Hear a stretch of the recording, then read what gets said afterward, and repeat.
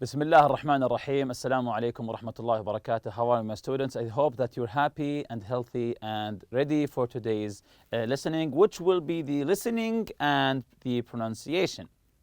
But before that, let's take some exercises to refresh our minds and our memory about what we took previously in this unit. Unscramble the sentences. Here are some scrambled sentences. And I want you to unscramble them and put them in the correct order. You can see the first one here is already done for you. Got a car accident. He into nearly. So he nearly got into a car accident. Number one, barely anything you've eaten. And of course at the end the exclamation mark. So again, barely anything you've eaten. How do we unscramble this sentence? How do we put it in the correct order? Yes, very good. You've barely eaten anything. You've barely, the adverb comes before the verb, eaten anything. Very good. The is enough bright light. And then the question mark. The is enough bright light. Is the light bright enough? Of course, once you see the question mark, you know that it's a question and begin it with the auxiliary verb is. So it's a yes-no question. Is the light bright enough? Yes or no. Name, his, no, scarcely, I, and then the full stop. So how do we put this sentence in order? Let's check the answer. I scarcely know his name. I scarcely know his name. Number 4, very goes he to frequently Asia. Very goes he to frequently Asia, and then the full stop. So, excellent. Let's check the answer together. He goes to Asia very frequently. He goes to Asia very frequently. So frequently, does it mean a lot? Yes, it means a lot. He goes to Asia very frequently. So let's continue here. Number 5, cooked the perfectly are not potatoes quite, then the full stop. So how do we unscramble this one? It's a little bit long sentence. Very good. The potatoes are not cooked quite perfectly. You have to put them in the oven more. The potatoes are not cooked quite perfectly. Disagree completely, I. Then the full stop, of course. So this is an easy one. Yes, I completely disagree. I completely disagree. Number 7, extremely that dangerous is road. Extremely that dangerous is road. So what's the answer for number 7? Okay, let's check the answer together. The road is extremely dangerous. The road is extremely dangerous. And remember, extremely came before the adjective. Number 8, planning vacation. They've finished almost their full stop. Planning vacation. They've finished almost their full stop. So this is the last one. This is actually a little bit easy one. Yes, they've almost finished. Almost finished before the verb. They've almost finished planning their vacation. They've almost finished planning their vacation. Are they finished? No, still they've almost finished. Then let's jump to the other exercise here, page 104 in the workbook. Circle the correct adverb of degree in each sentence. Number 1, there aren't enough or scarcely rooms for us in this hotel. Some people can stay here, but other people will have to go to another hotel. So there aren't, very good, there aren't enough rooms for us in the hotel.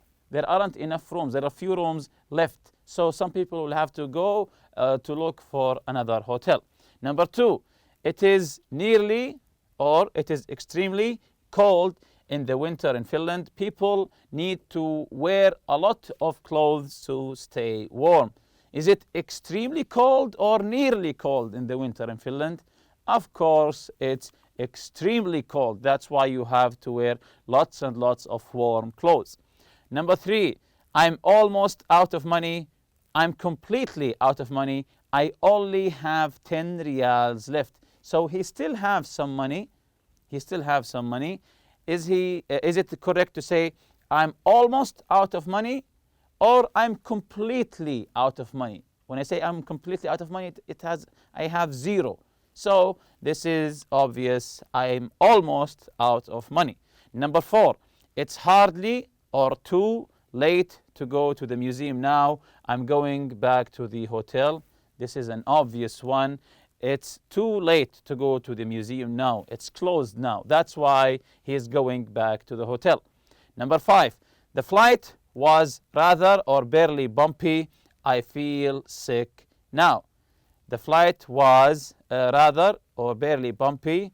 They had some turbulences. I feel sick now. So it's rather. The flight was rather bumpy. I feel sick now. If it was barely bumpy, he wouldn't feel sick. Maybe 1 or 2, but it was rather bumpy. I feel sick now. Number 6, there were just or quite enough seats on the bus for all of us. Every seat was taken after we got on. So, was there just enough or quite enough? Yes, there were just enough seats on the bus for all of us. Every seat was taken after we got on. So it was the correct amount of passengers for the seats. Again, there were just enough seats on the bus for all of us. Every seat was taken once we got on the bus. If you remember our previous lesson, the conversation, we were talking about flights and the flight attendant and the passenger and how he was mistaken. He took the wrong seat and he was arguing. And I asked you, what do you do when you board the plane? And we said that we check for our seat. Then we go to put our bags in the luggage place. Do you have to sit in your assigned seat? Yes, of course. Do you prefer a window or an aisle seat? And remember, aisle with a silent S here. Don't read it aisle, it's aisle. The S is silent. Also, this is the conversation between the attendant and the passenger and how he was mistaken and he wanted the window seat and she said no. At the end, we figure out that the window seat was actually his seat and he replied with the word awesome. And we took the real talk, the red eye. It means overnight because you're sleepy and your eyes turn red. Crummy means bad. I don't get it. I don't understand. Drag means disappointment. Awesome means terrific. So let's jump to today's lesson, the lesson objectives here. To name stuff to take along when you're traveling or backpacking, use the stress in compound nouns correctly. So we'll be learning about the compound nouns. Have you ever gone on a backpacking trip? This is a backpacking trip where you take your backpack. You take your backpack and you go hiking or mountain climbing.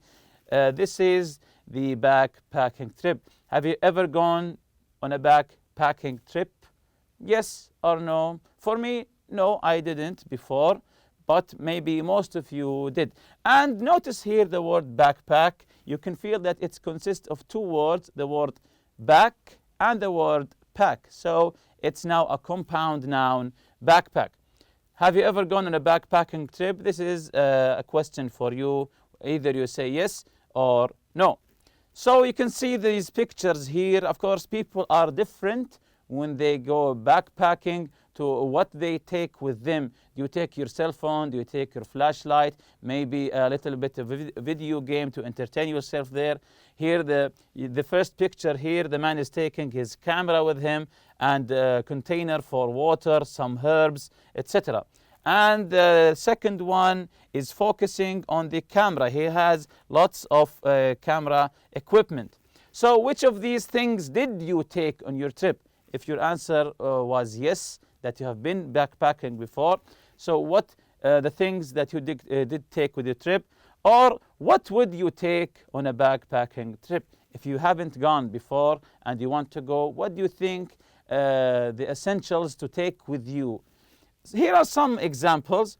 Rain jacket, expensive boots. Do you need expensive boots out in the wild? Toiletries, trash bags, water bottle, 2 or 3 bandages, smartphones, sunglasses, box of bandages, tweezers, expensive jewelry, guidebook. So, of course, you know now some of these are important to take, some of these aren't. So it's up to you whether what you want to take. You can take some things that some people disagree with. So before we listen, remember to prepare your pen or pencil and a pen and take notes while you're listening. So listen, but don't write your answers now. Don't write anything now. Just listen so you can comprehend what you're about to listen. Listen to the experienced traveler. So this is an experienced traveler. Listen to him talk about what to pack for backpacking trip through Europe. Most of people go backpacking through Europe. So listen to him so you know, if you want to do it later, what is important to take and what isn't. Let's listen now. The most important rule of thumb when packing a backpack is to pack light. You may think it's a good idea now to pack that pair of expensive boots and your smartphone. But later you will undoubtedly find yourself wishing you hadn't brought these things. One common backpacking tip is to pack everything you think you need, and then take out half of what you've packed. In addition to items you obviously must bring like toiletries and a few changes of clothing, don't forget to pack essential items such as a light rain jacket, a fast-drying towel, and some first aid equipment. It's important to pack some bandages. However, just pack 2 or 3 bandages, not a whole box. Tweezers also come in handy for everything from removing ticks to taking out splinters. It's also a very good idea to throw a couple of trash bags in your backpack for dirty laundry, wet items, or garbage. Aside from what you should pack, it's also quite important to consider where you should pack each item. Nothing is quite so frustrating as having to dig through your backpack to retrieve an item that is buried at the very bottom. Keep items which you will need to access often, such as your sunglasses, your water bottle, and your guidebook in an easily accessible front compartment.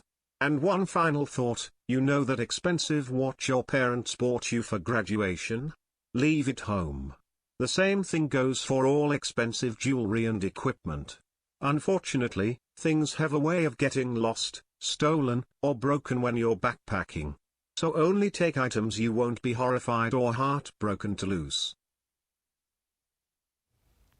So now we know that backpacking isn't as easy as we thought. Even the order of how you put your things in the bag is you have to consider what you put at the top of the bag and what you put at the bottom of the bag, the things that you frequently take out of the bag, and the things that you need maybe once a day. So it's not as easy as we thought. So let's listen again now. Listen to the experienced traveler talk about the backpack for backpacking through Europe. Tick the correct mark, the items that he recommends bringing. So now, listen again, take notes, try to figure out some of these that he mentions. So listen again and remember to take notes while you are listening. Let's listen again. The most important rule of thumb when packing a backpack is to pack light. You may think it's a good idea now to pack that pair of expensive boots and your smartphone. But later you will undoubtedly find yourself wishing you hadn't brought these things. One common backpacking tip is to pack everything you think you need, and then take out half of what you've packed. In addition to items you obviously must bring like toiletries and a few changes of clothing, don't forget to pack essential items such as a light rain jacket, a fast-drying towel, and some first aid equipment. It's important to pack some bandages. However, just pack 2 or 3 bandages, not a whole box. Tweezers also come in handy for everything from removing ticks to taking out splinters. It's also a very good idea to throw a couple of trash bags in your backpack for dirty laundry, wet items, or garbage. Aside from what you should pack, it's also quite important to consider where you should pack each item. Nothing is quite so frustrating as having to dig through your backpack to retrieve an item that is buried at the very bottom. Keep items which you will need to access often, such as your sunglasses, your water bottle, and your guidebook in an easily accessible front compartment. And one final thought, you know that expensive watch your parents bought you for graduation? Leave it home. The same thing goes for all expensive jewelry and equipment. Unfortunately, things have a way of getting lost, stolen, or broken when you're backpacking. So only take items you won't be horrified or heartbroken to lose. So these were his recommendation for what to take and what not to take with you while backpacking. Of course, he said to leave expensive things like your watch or jewelry because they tend to get lost or maybe stolen. So now that you have ticked some of these answers, you have ticked them. So let's listen for a third time now just to make sure that you've answered correctly. Listen and check your answers. Listen now and check your answers. The most important rule of thumb when packing a backpack is to pack light. You may think it's a good idea now to pack that pair of expensive boots and your smartphone. But later you will undoubtedly find yourself wishing you hadn't brought these things. One common backpacking tip is to pack everything you think you need, and then take out half of what you've packed. In addition to items you obviously must bring like toiletries and a few changes of clothing, don't forget to pack essential items such as a light rain jacket, a fast-drying towel, and some first aid equipment. It's important to pack some bandages. However, just pack 2 or 3 bandages, not a whole box. Tweezers also come in handy for everything from removing ticks to taking out splinters. It's also a very good idea to throw a couple of trash bags in your backpack for dirty laundry, wet items, or garbage. Aside from what you should pack, it's also quite important to consider where you should pack each item. Nothing is quite so frustrating as having to dig through your backpack to retrieve an item that is buried at the very bottom. Keep items which you will need to access often, such as your sunglasses, your water bottle, and your guidebook in an easily accessible front compartment. And one final thought, you know that expensive watch your parents bought you for graduation? Leave it home. The same thing goes for all expensive jewelry and equipment. Unfortunately, things have a way of getting lost, stolen, or broken when you're backpacking. So only take items you won't be horrified or heartbroken to lose. So let's check these items now. Rain jacket. Yes, of course, because when it rains, you wear the jacket and you will be safe. What about expensive boots? No, he didn't recommend to take expensive boots. What about the toiletries? Yes, of course, and also the trash bags for your dirty laundry or even the garbage that you throw. So you don't throw them. You don't throw them out in nature. You put them in a trash bags. What about the water bottle? Yes, of course, and also 2 or 3 bandages. What about the smartphone? Did he mention something about the smartphone? No, so he said to leave it. What about sunglasses? Yes, he also said sunglasses. You might take your smartphone just to know where you are. You open the maps application. Why not? What about the box of bandages?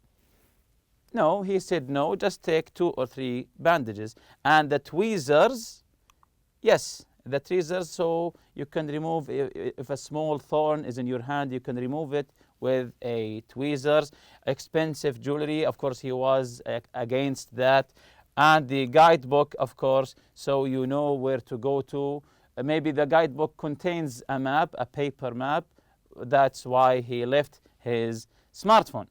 So now we jump to the pronunciation part. Words like backpack and water bottle are called compound nouns. Compound, when you put things together, they are compound.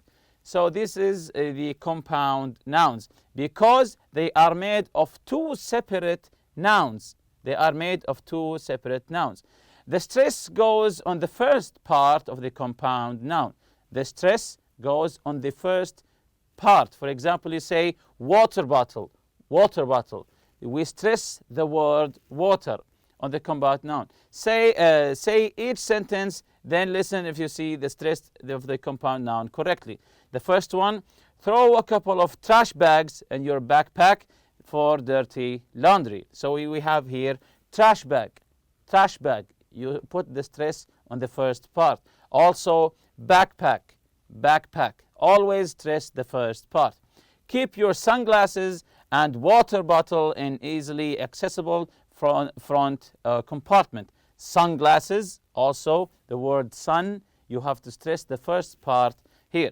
Some people like to bring notebook or journal to write about their travels. So the word here, notebook, notebook. You stress the word note. You packed everything except your toothpaste and toothbrush. So toothpaste and toothbrush are compound nouns, and we stress the part of the tooth. You say toothpaste, toothpaste, or toothbrush. Lastly here, I look for a postcard in my mailbox every day. I look for a postcard in my mailbox every day. So here, the second part of the question here, find the compound noun in the passages, the previous passages about hotels and the conversation you read. Underline and practice reading them loud. Remember to stress the first part. Remember, we stress the first part. So this is the conversation we took before. Of course, there is more than one here. Let's just figure out some of them. For example, here the word bedrooms. Bedrooms, it consists originally of the word bed and room, and you put them together, bedrooms. Or maybe the word sea life. The word sea life. Or here maybe you say undersea. Undersea. So there are a lot of examples here. The second one here, very good. It's the word widespread. It's actually wide and spread. When you put them together in a compound noun, it's widespread. In recent years, capsule hotels have gained a widespread popularity. Also remember to stress the first part. Here in the hotel in Brazil, the word catwalks, catwalks, the aisles between the hotels, the above the trees, catwalks. So it's a cat and walk. So we put them together, catwalks. Also the final one here, when you say overnight, to stay overnight, the word over and night, if you put them together, if you compound them with each other, it comes the overnight. You say overnight. Stress the first part, the over part. And the conversation that we took previously, can you find the compound noun here? Yes, you can see it in the first line actually, the word seatbelt. And remember to wear your seatbelt every time you go in your car. So seatbelt, the word seatbelt. And with that, we reach the end of the lesson. See you next lesson, inshallah. سبحانك اللهم وبحمدك أشهد أن لا إله إلا أنت أستغفرك وأتوب إليك. السلام عليكم.